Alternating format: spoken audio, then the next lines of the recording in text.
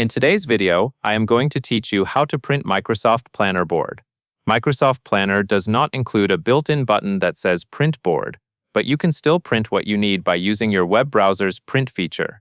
This method is best when you want the visual Kanban-style layout, with your buckets and task cards appearing on a page. Just keep in mind that the results depend on your screen size and the way your board is arranged, so a little setup will help. Start by opening Microsoft Planner in your web browser.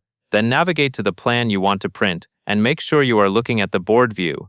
Give the page a moment to fully load so all columns and task cards appear. If your board is wide, scroll sideways if needed so you understand what will fit on the page. Next, adjust your browser zoom so that as much of the board is visible as possible. You can usually change zoom from your browser menu or by using your keyboard and trackpad shortcuts. The goal here is to reduce the amount of content that gets cut off. If you zoom out too far, text can become hard to read, so aim for a balance where the main columns and task titles are still clear. Once you are happy with what you can see on screen, open the print dialog. On Windows, press Ctrl and P. On a Mac, press Command and P. This will bring up your browser's print options, along with a preview of what the printed output will look like. Take a moment to review that preview so you can confirm the layout is acceptable.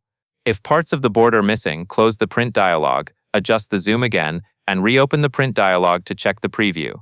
Finally, choose how you want to output it. If you want a file you can share or print later, select Save as PDF. If you want a physical copy right away, select your printer instead. Then confirm the print or save action to finish. That covers everything you need to know.